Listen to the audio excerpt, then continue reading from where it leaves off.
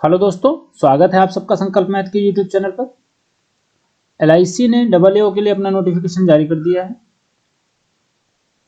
इस वीडियो में हम लोग देखने वाले हैं इसकी टोटल पोस्ट कितनी है, क्वालिफिकेशन क्या चाहिए, पे स्केल क्या है, पेपर पैटर्न कैसा रहेगा, जॉब प्रोफाइल इसकी कैसी रहेगी और इससे जुड़ी सभी इंपॉर्टेंट चीज़ें। तो वीडियो में लास्ट तक बने रहिए। सबसे पहले देख लेते हैं number of vacancies. Total number of post कितनी है, 300। करंट ईयर और बैकलॉग दोनों मिला करके टोटल पोस्ट जो है 300 है। वहीं UR की बात करें तो 112, EWS के लिए 27, OBC के लिए 84, ST 27 और SC की 50। इसके बाद में हम लोग देखते हैं इंपॉर्टेंट डेट्स। 15 तारीख से ऑनलाइन एप्लीकेशन स्टार्ट हो जाएगा और लास्ट डेट इसकी 31 जनवरी रहेगी। और ऑनलाइन एग्ज़ाम जो प्री एग्ज़ाम है वो 17/2 से लेकर के 20/2 के बीच में होगा। और वहीं मेंस एग्ज़ाम जो इसका होगा वो मार्च में होगा, जाकर के 18 मार्च को। आगे देखते हैं। इसके बाद मिनिमम एज की सबसे पहले बात कर लेते हैं। वे कैंडिडेट जिनकी एज 21 साल कंप्लीट हो गई है 1/1/2023 को, और या फिर जिनकी मैक्सिमम एज 30 साल से अधिक नहीं है, ठीक है, 1/1/2023 को मैक्सिमम एज 30 साल से अधिक नहीं है, 30 साल से ज़्यादा नहीं है, तो वे लोग इस फॉर्म को अप्लाई कर सकते हैं। मतलब 2/1/1993 से 1/1/2002 के बीच जो कैंडिडेट बॉर्न हुए हैं वे सारे इस फॉर्म को फिल कर सकते हैं। बाकी रिलैक्सेशन उसी हिसाब से आप देख सकते हैं कि SC के लिए 5 ईयर्स, OBC के लिए 3 ईयर्स, बाकी की जो फिजिकली हैंडीकैप कैंडिडेट्स हैं उन सब के लिए अलग अलग कैटेगरीज में अलग अलग जो रिलैक्सेशन है एज का वो दिया हुआ है। अब बात करते हैं क्वालिफिकेशन, एजुकेशनल क्वालिफिकेशन की। एजुकेशनल क्वालिफिकेशन में कोई स्पेसिफिक कोई स्पेसिफिक डिग्री नहीं मांगी है, सिर्फ बैचलर डिग्री की डिमांड की है। Bachelor degree in any discipline from a recognised Indian university और इंस्टीट्यूट। मतलब कोई परसेंटेज की रिक्वायरमेंट नहीं है, कितने भी परसेंट से पास हुआ हो। अब बात कर लेते हैं इसमें पे स्केल की। इसके नोटिफिकेशन में लिखा हुआ है इसका बेसिक पे जो है वो 53,600 है, 53,600 पर मंथ। इसका जो स्केल है ये 53,600 से लेकर के 1,02,090 तक है। और इसके अलावा जो अदर अलाउंसेस हैं वो भी आपको मिलेंगे। अप्रॉक्स सैलरी इनके हिसाब से अगर एक क्लास सिटी देखा जाए तो 92,870 सैलरी बनेगी जाकर के। मतलब लगभग 92,000-93,000 के आसपास सैलरी बनेगी एक क्लास में, तो अच्छी खासी सैलरी है इसमें। इसके अलावा भी देखो contributory pension, gratuity, LTC, cash medical benefits, group mediclaim, group personal accidental insurance, group insurance, vehicle loan और meal coupon, reimbursement of the cost, briefcase, leather bag, mobile handset, ये सारी चीज़ें बेनिफिट्स रहते हैं इस पोस्ट के साथ में। मतलब सैलरी तो आपको मिलेगी, उसके साथ साथ में जैसे आपका मोबाइल हैंडसेट आपको मिलता है, आपको मैगजीन और टी कॉफ़ी के लिए एक्सपेंसेस मिलते हैं, मोबाइल एक्सपेंसेस अलग से दिया जाता है, ब्रीफ केस का पैसा मिलता है, इंश्योरेंस का पैसा मिलता है। इसके बाद में एक और अलग चीज़ दे रखी है, बॉन्ड की बात की गई है। बॉन्ड की बात की गई है कि जो प्रोबेशनर्स होंगे, जो लोग इसको ज्वाइन करेंगे सबसे पहले, तो उनके लिए 4 साल का बॉन्ड रखा गया है। मतलब 4 साल के पीरियड तक ये जॉब नहीं छोड़ सकते। कोई भी कैंडिडेट जो इस जॉब को ज्वाइन करता है वो 4 साल से पहले इस जॉब को नहीं छोड़ सकता है। अगर वो 4 साल के पहले ही जॉब को छोड़ता है तो उससे 5 लाख रुपए, 5 लाख रुपीज़ उसको लिक्विडेटेड डैमेज पे करना पड़ेगा, ठीक है। 5 लाख प्लस GST साथ में, उसके साथ में। तो ये बॉन्ड के बारे में आप लोग जो बच्चे जॉब में पहले से कहीं ना कहीं हैं या फिर किसी और जॉब की भी तैयारी कर रहे हैं तो इस चीज़ को अच्छे से जान लें कि 4 साल तक आपको ये जॉब करनी पड़ेगी, ठीक है, या फिर 5 लाख रुपए दे करके इसको छोड़ सकते हैं। आगे बात करते हैं फ़ीस की। एप्लीकेशन फ़ीस क्या रहेगा। SC ST कैंडिडेट्स के लिए 85 rupees plus transaction charge plus GST charge, ठीक। वहीं अदर कैंडिडेट के लिए 700 रुपये चार्ज है इसका, plus transaction charge plus GST charge. इसके बाद में अब हम लोग बात करते हैं पेपर पैटर्न की, सिलेक्शन प्रोसेस की बात करते हैं। सिलेक्शन प्रोसेस जो होगा 3 स्टेज में होगा, 3 फेज़ में होगा। Phase 1, phase 2, phase 3। फेज़ 1 जो होगा प्री एग्ज़ाम होगा, फेज़ 2 मेन एग्ज़ाम होगा और फेज़ 3 में इंटरव्यू लिया जाएगा। प्री एग्ज़ाम में क्या क्या पूछा जाएगा ये देख लेते हैं हम लोग। जो प्री एग्ज़ाम होगा उसमें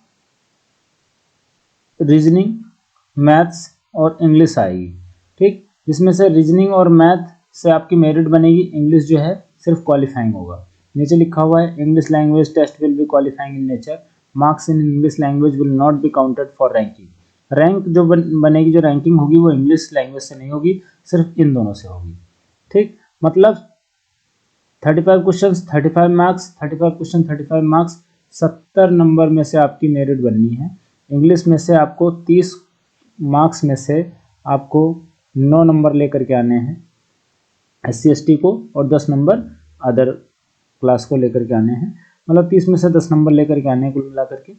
और इनकी सेक्शनल कट ऑफ भी है, रीजनिंग में 35 में से 18 नंबर और क्वांट में भी 35 में से 18 नंबर लेकर के आने हैं। अलग अलग टाइम मिलेगा आपको पेपर करने के लिए, 20 मिनट रीजनिंग के लिए, 20 मिनट मैथ्स के लिए। मतलब 35 क्वेश्चन आपको 20 मिनट में करने होंगे, ये भी 35 क्वेश्चन 20 मिनट में करने होंगे, ठीक।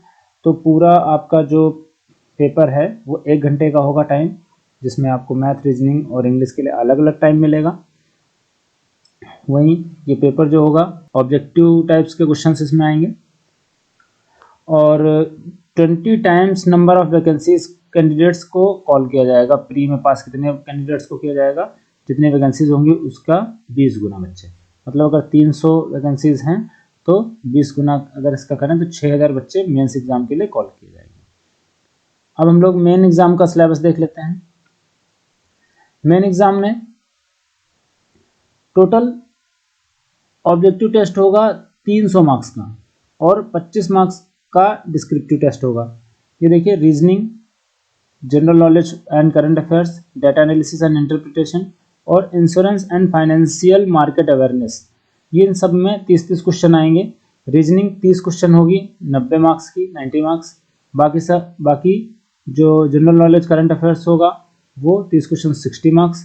इसी तरीके से data analysis and interpretation 30 question 90 marks, और insurance and financial market awareness 30 question 60 marks. मतलब इसमें एक क्वेश्चन 2 नंबर का, इसमें भी एक क्वेश्चन 2 नंबर का, इसमें एक क्वेश्चन 3 नंबर का होगा, ठीक। इस तरीके से टोटल जो मार्क्स होंगे वो आपके 300 मार्क्स होंगे। इसी से आपकी मेरिट बनेगी इन 4 से। और जो इंग्लिश का जो एस्से लेटर राइटिंग का होगा 25 नंबर का पेपर, ये क्वालिफाइंग होगा। इसमें आपको मिनिमम 10 नंबर लाने होंगे। इसमें अलग अलग, इसमें भी सेक्शनल कट ऑफ दे रखी है।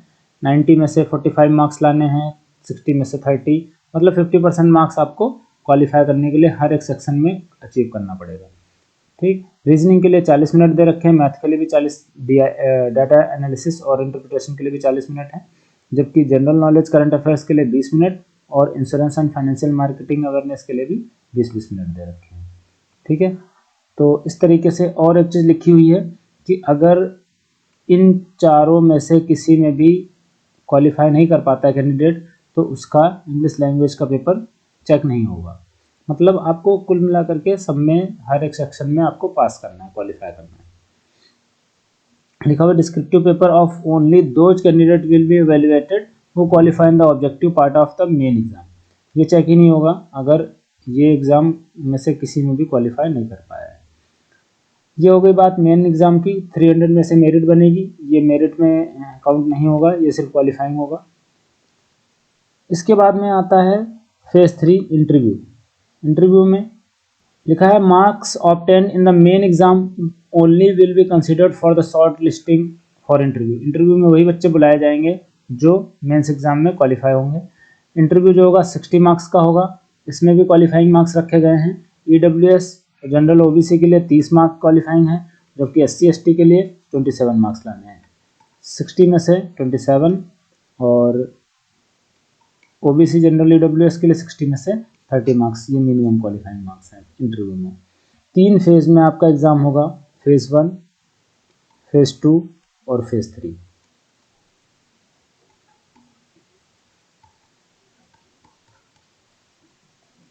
इसमें आपकी रीजनिंग मैथ से मेरिट बनेगी, रीजनिंग और मैथ से।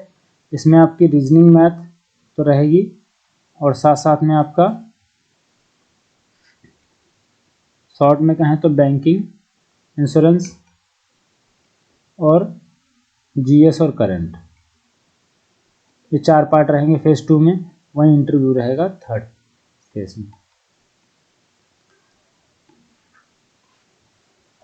फाइनल मेरिट जो बनेगी उसमें प्री के मार्क्स नहीं जुड़ेंगे, मेंस और इंटरव्यू के मार्क्स से फाइनल मेरिट बनेगी। इसके बाद में हम लोग बात कर लेते हैं जॉब प्रोफाइल की।